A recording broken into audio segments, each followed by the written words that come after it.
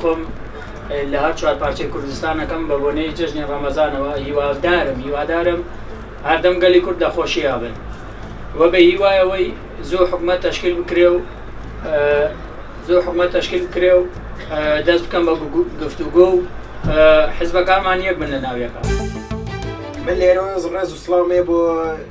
سلێمانی چای یەکە بێکە ئەماچەکەم بە تایبەتی پایتەختی ڕۆشنبیری ڕێز و خۆشەویستیشمانێ بۆ هەولێر هیوادارم هەموو حیزبەکان هەر هەمیان حکومەتەکە بەیەکەوە تەشکیلکەن چای پێشمەرگەکان ماچەکەم یەکە بەیەکان.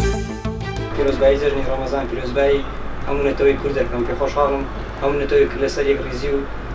پێک و ئاشتوی تەبایی بن و زۆر دڵخۆشین بەوەی کە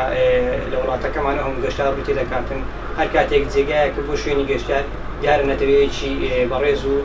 جێگای خۆشی هەیە بۆ سەردان هیوادارم هەموو کات هەروە بێتن و لە ژیانێکی خۆشدا بین. پیرۆزبایی لە هەموو مسلمانانی جیهان بە تایبەتی مسلمانانی کورد لە هەر شوێنێک بن جژنە پیرۆزبایان لێ یەکەم.